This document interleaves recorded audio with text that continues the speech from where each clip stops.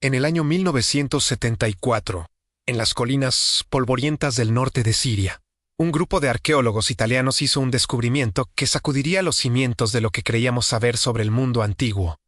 Miles de tablillas de arcilla, escritas en una lengua desconocida hasta ese momento, emergieron de las ruinas de un palacio olvidado.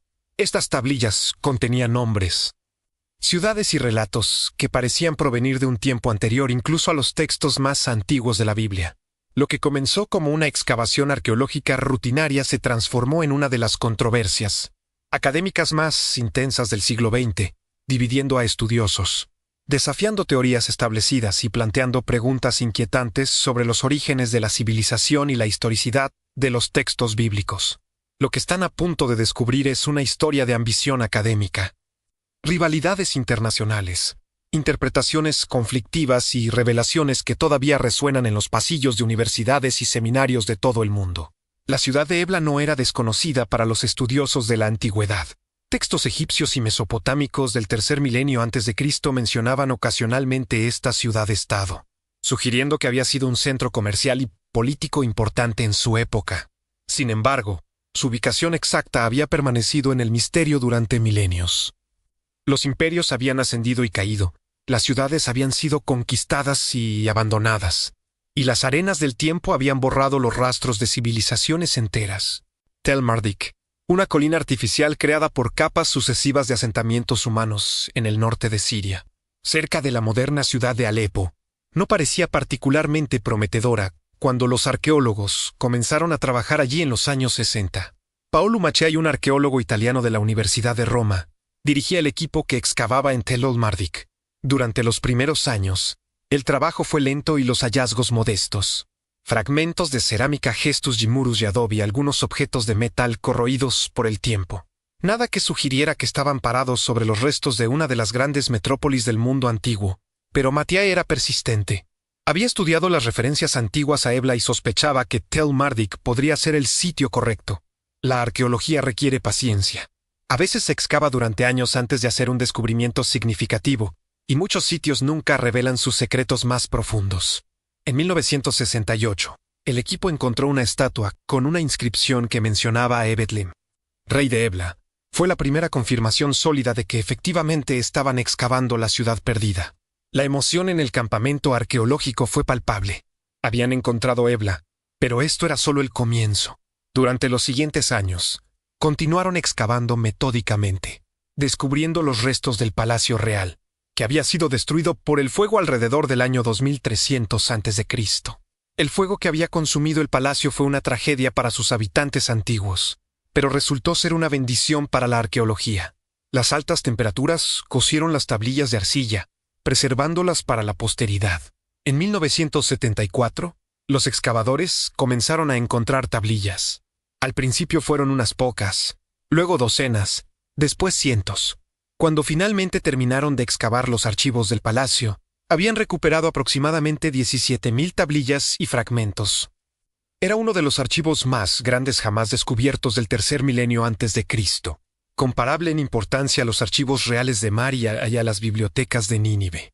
Las tablillas estaban escritas en cuneiforme, el sistema de escritura desarrollado en Mesopotamia que utilizaba marcas en forma de cuña presionadas en arcilla húmeda. Pero había algo inusual. Junto con el cuneiforme sumerio estándar, muchas tablillas contenían textos en una lengua que los epigrafistas no reconocieron inmediatamente. Giovanni Pettinato, el epigrafista del equipo, comenzó el laborioso trabajo de descifrar y traducir las tablillas. Era un proceso que requería años de dedicación. Cada tablilla debía ser limpiada cuidadosamente, fotografiada, copiada a mano y luego traducida palabra por palabra. El cuneiforme es un sistema de escritura complejo, con cientos de signos que pueden representar sonidos silábicos, palabras completas o conceptos abstractos, dependiendo del contexto. Pettinato descubrió que las tablillas de Ebla utilizaban una variante del cuneiforme para escribir una lengua, semítica hasta entonces desconocida, que llamó eblaíta. Esta lengua estaba relacionada con otras lenguas semíticas, como el ajorio, el hebreo y el arameo, pero tenía características únicas. A medida que Pettinato comenzó a publicar sus hallazgos preliminares, la comunidad académica reaccionó con una mezcla de entusiasmo y escepticismo. Las tablillas de Ebla databan de aproximadamente 2400 a 2250 a.C., haciéndolas contemporáneas con el período del Antiguo Imperio en Egipto y anteriores a los patriarcas bíblicos según las cronologías tradicionales. Contenían registros administrativos, tratados diplomáticos, textus legalis, listas de vocabulario, himnos religiosos y textos literarios. Proporcionaban una ventana sin precedentes a la vida económica, política y cultural de una civilización de la Edad de Bronce, pero lo que realmente capturó la imaginación del público y encendió controversias académicas fueron las afirmaciones de que las tablillas contenían nombres y lugares mencionados en la Biblia. Petinato reportó haber encontrado referencias a ciudades como Sodoma, Gomorra, Jerusalén, Gaza y otras localidades bíblicas. También afirmó haber identificado nombres personales que parecían similares a figuras bíblicas. Si estas identificaciones eran correctas, las implicaciones eran revolucionarias. Significaría que las ciudades y nombres asociados con los relatos del Génesis tenían raíces históricas, documentadas siglos antes de que los textos bíblicos fueran escritos. La reacción fue explosiva. Arqueólogos bíblicos y teólogos conservadores vieron en las tablillas de Ebla una confirmación de la historicidad de los relatos del Génesis. Si ciudades como Sodoma y Gomorra aparecían en textos del tercer milenio antes de Cristo, entonces no eran invenciones literarias tardías, sino lugares reales conocidos en el mundo antiguo. Apologistas cristianos y judíos comenzaron a citar las tablillas de Ebla en debates sobre la confiabilidad histórica de la Biblia. Conferencias, artículos populares y libros proclamaban que la arqueología había vindicado una vez más las Escrituras. Pero muchos académicos reaccionaron con cautela y escepticismo. Las identificaciones de Petinato se basaban en lecturas preliminares de textos difíciles en una lengua recién descubierta. La epigrafía cuneiforme es notoriamente compleja, y los errores de lectura e interpretación son comunes, especialmente en las etapas iniciales del trabajo con nuevos corpus de textos. Además, los nombres de lugares en el antiguo Cercano Oriente a menudo eran comunes y repetidos en diferentes regiones y épocas. El hecho de que una tablilla de Ebla mencionara una ciudad llamada, por ejemplo, similar en sonido a un nombre bíblico, no probaba necesariamente que fuera la misma ciudad mencionada en la Biblia. A medida que otros especialistas en cuneiforme comenzaron a examinar las tablillas, surgieron desacuerdos sobre las traducciones de Petinato. Algunos de los nombres que él había identificado como bíblicos fueron reinterpretados de manera diferente. Las controversias se intensificaron cuando Alfonso Archi, otro miembro del equipo italiano que también trabajaba con las tablillas, comenzó a publicar lecturas alternativas que contradecían algunas de las afirmaciones más sensacionales de Peto. Argumentaba que muchas de las supuestas referencias bíblicas eran en realidad lecturas erróneas o sabrins de textos ambiguos. La situación se complicó aún más por tensiones personales y profesionales entre los miembros del equipo. Petinato y Archi, que habían sido colegas, se encontraron en lados opuestos de debates académicos cada vez más acalorados. Petinato finalmente dejó el proyecto de Ebla, y Archi asumió el papel principal en la publicación de las tablillas. Las rivalidades académicas no son infrecuentes en arqueología, especialmente cuando descubrimientos importantes están en juego.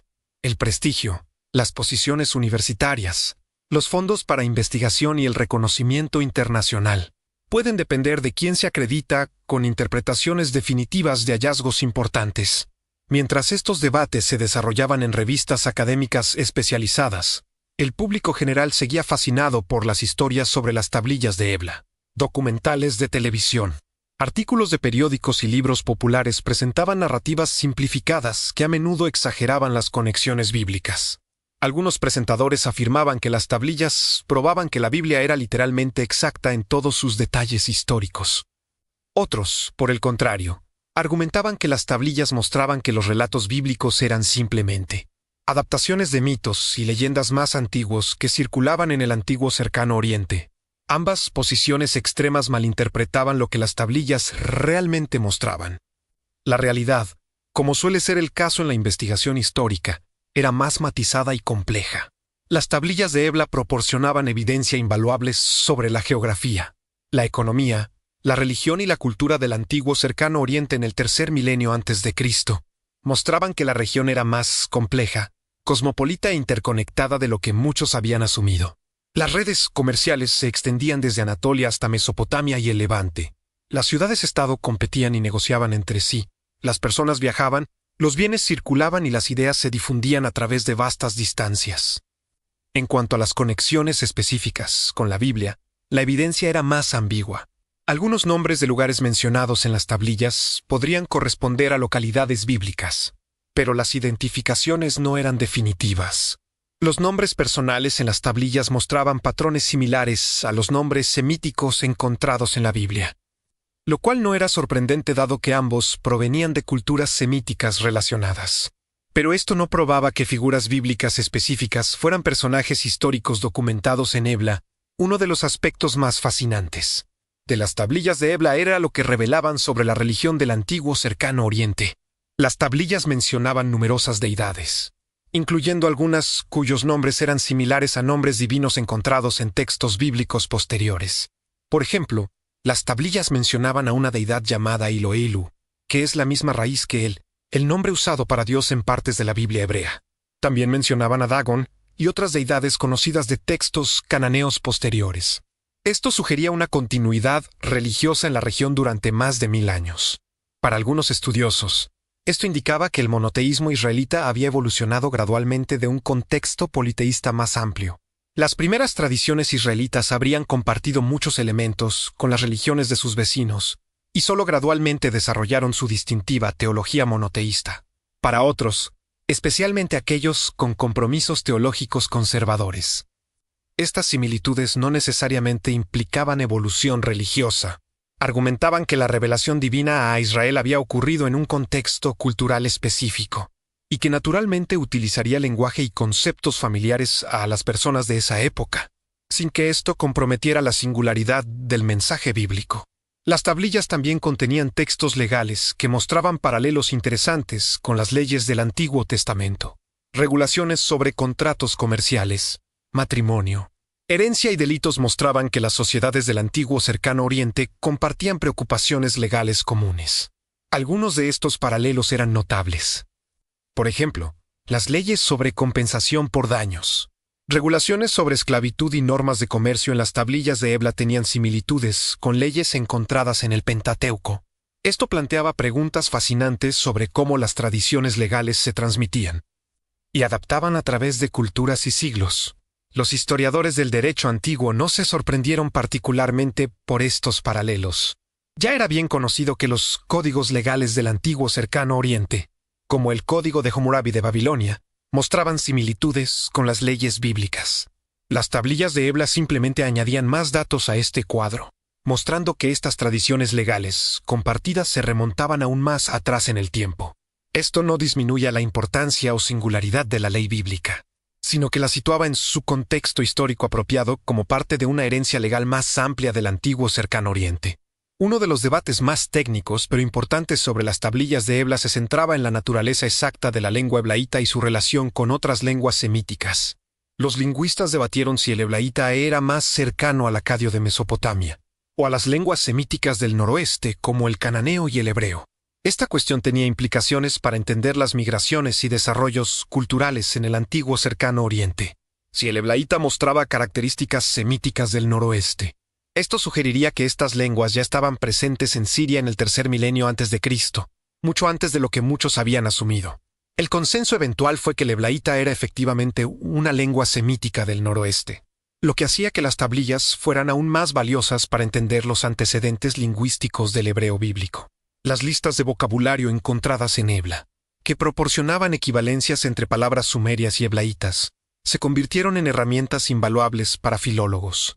Permitían rastrear la evolución de palabras y conceptos a través de más de 1000 años, desde Ebla en el tercer milenio hasta los textos bíblicos del primer milenio antes de Cristo. La economía de Ebla, tal como se revelaba en las tablillas administrativas, era impresionantemente sofisticada. La ciudad controlaba un vasto territorio y mantenía relaciones comerciales con docenas de otras ciudades-estado. Las tablillas registraban transacciones de enormes cantidades de textiles, metales, granos y otros bienes. Mencionaban misiones diplomáticas, tratados y ocasionalmente conflictos militares. Ebla había sido una potencia regional importante, con una burocracia desarrollada capaz de mantener registros detallados de actividades económicas complejas. Este nivel de organización y complejidad en el tercer milenio antes de Cristo desafiaba suposiciones previas sobre el desarrollo de la civilización en el Levante.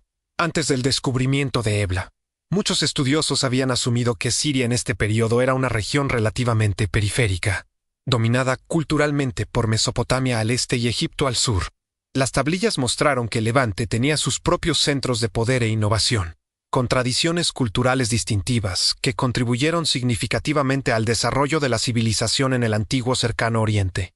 Para los arqueólogos bíblicos, esto era relevante porque situaba las regiones mencionadas en la Biblia en un contexto histórico más rico.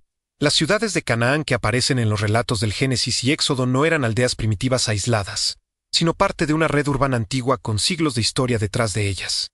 Esto hacía que los relatos bíblicos fueran más plausibles históricamente, incluso si los detalles específicos de esos relatos no podían ser verificados arqueológicamente. Sin embargo, también planteaba preguntas difíciles. Si civilizaciones sofisticadas como Ebla existían en Siria en el tercer milenio antes de Cristo, ¿por qué los relatos bíblicos parecen desconocer estos desarrollos? El Génesis describe los patriarcas como nómadas pastores moviéndose a través de Canaán, sin mencionar las grandes, que habrían dominado la región según la evidencia arqueológica. Esta aparente desconexión entre los relatos bíblicos y el registro arqueológico ha sido fuente de debate continuo. Algunas explicaciones posibles incluyen que los relatos patriarcales fueron escritos mucho más tarde, basándose en tradiciones que habían perdido muchos detalles históricos específicos. Alternativamente, los narradores bíblicos podrían haber enfocado selectivamente en ciertos aspectos de la historia, ignorando contextos políticos más amplios que no eran relevantes para sus propósitos teológicos. O quizás los patriarcas, si fueron figuras históricas, realmente vivieron en los márgenes de estas grandes civilizaciones, interactuando ocasionalmente con ellas, pero sin ser parte integral de sus sistemas urbanos. Estas cuestiones ilustran las complejidades de relacionar textos bíblicos con evidencia arqueológica. La arqueología puede proporcionar contexto, pero raramente puede confirmar o refutar narrativas específicas, especialmente cuando esas narrativas involucran individuos privados cuyos nombres y acciones no habrían sido registrados en documentos oficiales. Las tablillas de Ebla no mencionan a Abraham, Isaac y Jacobi, pero tampoco esperaríamos que lo hicieran si estas fueron figuras históricas reales. Los archivos administrativos y diplomáticos de palacios antiguos no registraban las vidas de pastores nómadas. A medida que las décadas pasaron después del descubrimiento inicial, el trabajo en las tablillas de Ebla continuó metódicamente. Miles de tablillas todavía esperan publicación completa y análisis detallado. Es un proyecto que ocupará generaciones de estudiosos.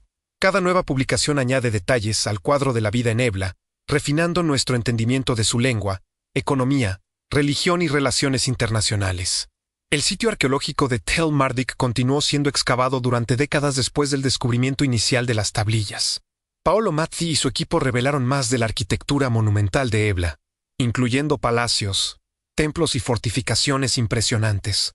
La ciudad había sido mucho más grande de lo que inicialmente se pensaba. Con una población estimada en su apogeo de entre 20.000 y 30.000 habitantes, una metrópolis considerable para los estándares del tercer milenio antes de Cristo. Las murallas defensivas, los sistemas de agua y la planificación urbana demostraban capacidades de ingeniería sofisticadas.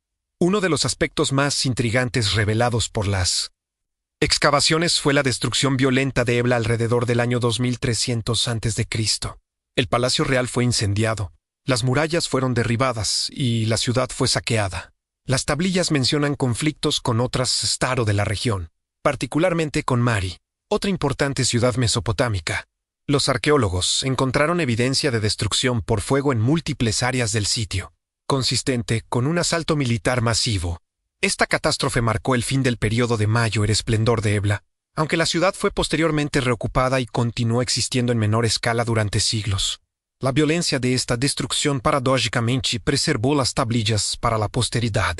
En circunstancias normales, las tablillas de arcilla son frágiles y se deterioran con el tiempo cuando están expuestas a la humedad. Pero el intenso calor del incendio que consumió el palacio coció las tablillas, convirtiéndolas en cerámica dura que podía resistir el paso de milenios. Sin esta catástrofe antigua, Los archivos de Ebla probablemente se habrían desintegrado hace mucho tiempo, y nunca habríamos conocido esta ventana única al mundo del tercer milenio antes de Cristo. Las conexiones comerciales de Ebla eran verdaderamente notables para su época. Las tablillas mencionan importaciones de lapislázuli de Afganistán, una piedra preciosa azul profundo que tenía que viajar miles de kilómetros a través de rutas comerciales que atravesaban hacia Central y Mesopotamia. También mencionan exportaciones de textiles de lana de alta calidad producidos en los talleres de Ebla, que eran codiciados en todo el antiguo Cercano Oriente. La ciudad funcionaba como un nodo crucial en redes comerciales que conectaban el Mediterráneo con Mesopotamia, Anatolia y más allá. Este cosmopolitismo comercial tenía implicaciones culturales. Junto con los bienes materiales, viajaban ideas, tecnologías y tradiciones religiosas. Los mercaderes que visitaban Ebla traían historias de tierras lejanas, relatos de otros dioses y diosas, mitos de creación y diluvios, epopeyas de héroes antiguos.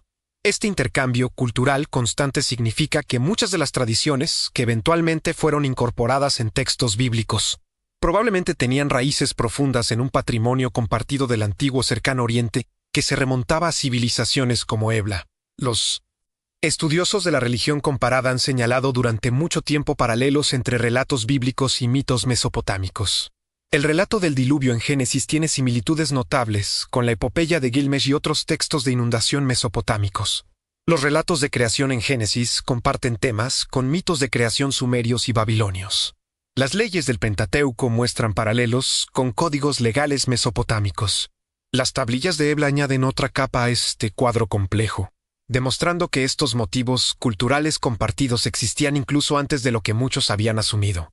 Para algunos, estas conexiones son problemáticas porque parecen sugerir que los textos bíblicos no son únicos o divinamente inspirados, sino simplemente adaptaciones de tradiciones culturales más amplias. Para otros, las similitudes demuestran que los textos bíblicos están enraizados en contextos históricos reales y utilizan lenguaje y conceptos que eran comprensibles para sus audiencias originales. La inspiración divina, desde esta perspectiva, no requiere que los textos sean completamente sin precedentes culturales, sino que la manera en que transforman y reinterpretan estas tradiciones compartidas revela una comprensión teológica distintiva. Un ejemplo específico puede ilustrar esta dinámica. Las tablillas de Ebla mencionan rituales de sacrificio animal que tienen paralelos con los sacrificios descritos en el Levítico. Ambos sistemas involucran la matanza de animales específicos, la quema de partes del animal como ofrenda a la deidad, y regulaciones detalladas sobre quién puede realizar estos rituales y bajo qué circunstancias. Claramente, Israel compartía con sus vecinos una cultura sacrificial común, pero lo que hace único el sistema sacrificial bíblico no es su forma externa, sino su significado teológico, su conexión con conceptos de pecado, expiación y relación pactual con un Dios único. Esta manera de entender la relación entre textos bíblicos y su contexto cultural antiguo ha ganado aceptación entre muchos académicos, incluyendo aquellos con compromisos religiosos. Permite apreciar tanto la continuidad cultural entre Israel y sus vecinos como la discontinuidad teológica, que hace que los textos bíblicos sean distintivos. Las tablillas de Ebla, al proporcionar evidencia concreta de este contexto cultural compartido, han contribuido a esta comprensión matizada. Sin embargo, los debates no han cesado. Cada nueva publicación de tablillas de Ebla genera nuevas discusiones sobre interpretaciones específicas. Los nombres de lugares siguen siendo particularmente controvertidos.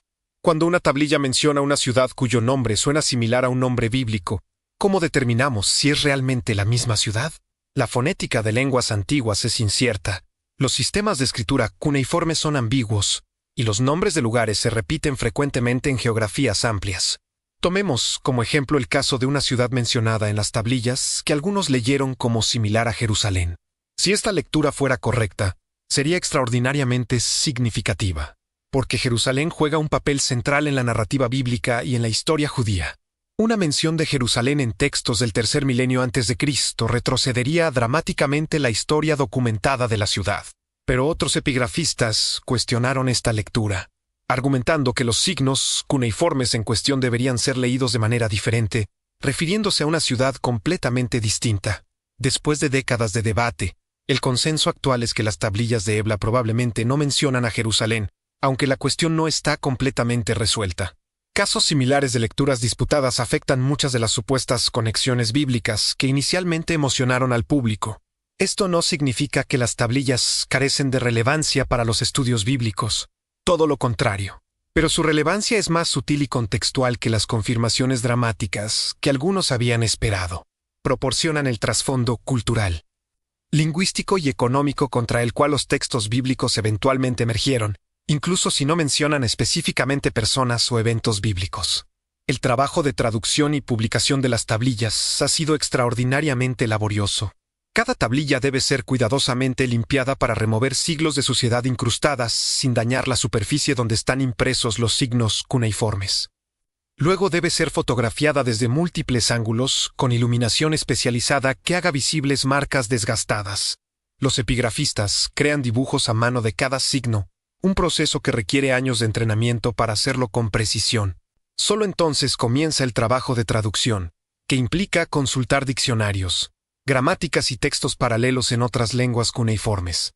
Alfonso Archi, quien asumió el liderazgo en la publicación de las tablillas después de la partida de Perinato, dedicó su carrera a este trabajo monumental, junto con colaboradores internacionales.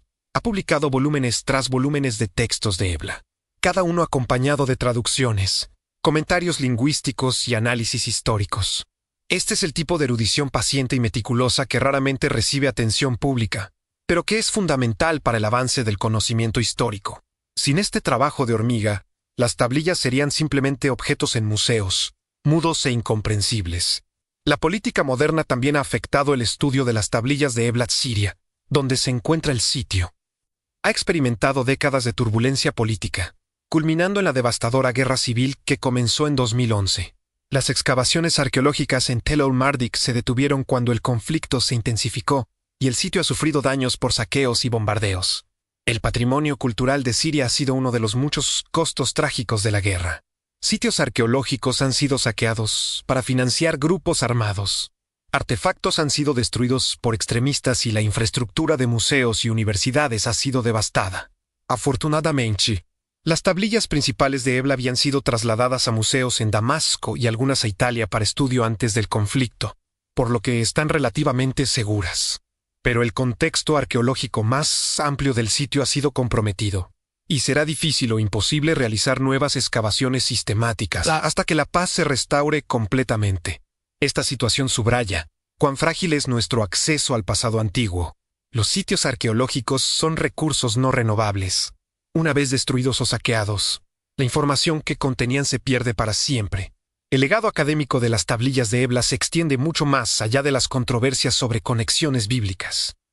Han revolucionado nuestra comprensión de la historia del antiguo Cercano Oriente, demostrando que el Levante en el tercer milenio antes de Cristo era mucho más desarrollado y cosmopolita de lo que se había apreciado anteriormente. Han proporcionado datos cruciales para lingüistas estudiando el desarrollo de las lenguas semíticas. Han iluminado patrones de comercio internacional, organización política y vida religiosa en un período del que antes teníamos información muy limitada. Para los estudiosos del Antiguo Testamento, las tablillas de Ebla han confirmado que la Biblia debe ser entendida dentro del contexto más amplio de las culturas del antiguo Cercano Oriente. Israel no existía en aislamiento cultural, sino que participaba en un mundo compartido de ideas, prácticas y tradiciones que se extendían desde Egipto hasta Mesopotamia y más allá. Reconocer este contexto no disminuye la importancia o singularidad de los textos bíblicos, sino que los hace más comprensibles como documentos históricos que surgieron de tiempos y lugares específicos. La cuestión de cómo relacionar evidencia arqueológica con textos sagrados sigue siendo compleja y a menudo emocionalmente cargada. Para creyentes religiosos, los textos bíblicos tienen autoridad que trasciende consideraciones puramente históricas. Son escritura, inspirados divinamente y normativos para la fe y la práctica. La arqueología puede iluminar el contexto histórico de estos textos y a veces confirmar detalles específicos, pero no puede validar o invalidar su autoridad religiosa.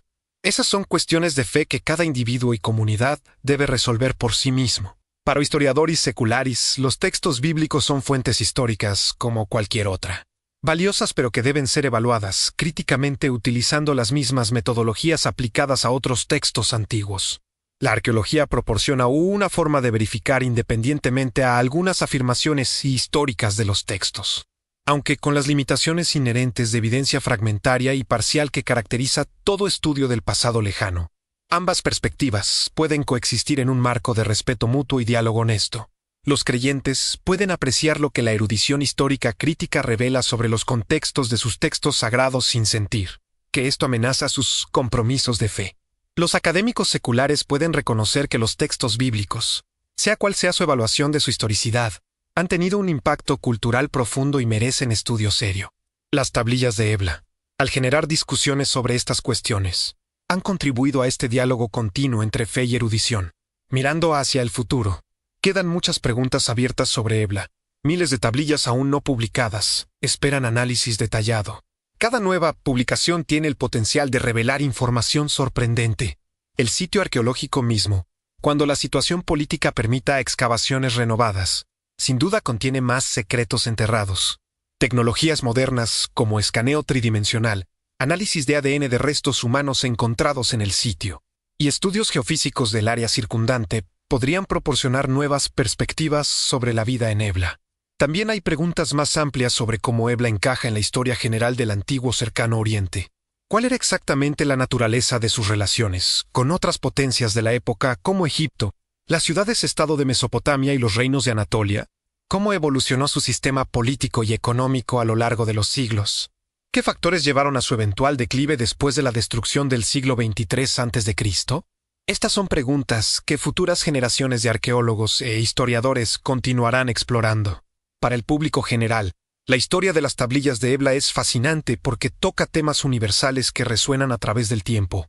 El deseo de conectar con nuestro pasado, de entender de dónde venimos, de encontrar raíces históricas para nuestras tradiciones e identidades. La tensión entre fe y razón, entre tradición y descubrimiento científico. Las rivalidades humanas y ambiciones que afectan incluso la búsqueda desapasionada de conocimiento. Y el asombro ante la antigüedad de la civilización humana, la realización de que hace más de 4000 años, personas vivían vidas complejas en ciudades sofisticadas, preocupándose por muchas de las mismas cosas que nos preocupan hoy. Las tablillas de Ebla nos recuerdan que la historia humana es profunda, compleja y a menudo sorprendente. Cada descubrimiento arqueológico importante nos obliga a revisar nuestras suposiciones sobre el pasado. Lo que creíamos saber puede ser desafiado por nuevas evidencias. Las teorías establecidas pueden necesitar modificación. Este proceso continuo de descubrimiento, debate y refinamiento es lo que hace que el estudio del pasado sea tan dinámico y emocionante. También nos recuerda la fragilidad de nuestro conocimiento. Gran parte del pasado humano está perdido para siempre. Los documentos se han desintegrado, las ciudades han sido enterradas, las lenguas han sido olvidadas. Lo que sabemos está basado en los fragmentos accidentales que han sobrevivido, preservados por circunstancias fortuitas, como el fuego que coció las tablillas de Ebla. Somos arqueólogos del tiempo, reuniendo cuidadosamente piezas dispersas para reconstruir narrativas del pasado, siempre conscientes de que nuestras reconstrucciones son provisionales e incompletas. En última instancia, las tablillas de Ebla representan algo más grande que cualquier debate específico sobre cronologías bíblicas o identificaciones de nombres. Representan la búsqueda humana de comprensión, el deseo de conectar con aquellos que vivieron hace milenios, de escuchar sus voces a través del abismo del tiempo. Cuando un epigrafista traduce cuidadosamente una tablilla de 4000 años de antigüedad, está realizando un acto de conexión humana profunda, haciendo que las palabras escritas por un escriba antiguo vuelvan a tener voz después de siglos de silencio. Esta conexión trasciende divisiones modernas de religión, nacionalidad o ideología. Nos recuerda nuestra humanidad compartida. El hecho de que somos parte de una historia que se extiende mucho más allá de nuestras vidas individuales. Las personas de Ebla se preocupaban por sus familias, trabajaban duramente para ganarse la vida, adoraban a sus dioses, celebraban victorias y lamentaban pérdidas, exactamente como nosotros. Sus preocupaciones cotidianas, registradas meticulosamente en miles de tablillas administrativas, nos hablan a través de los milenios, recordándonos que somos parte de una continuidad humana que se remonta a los albores de la civilización.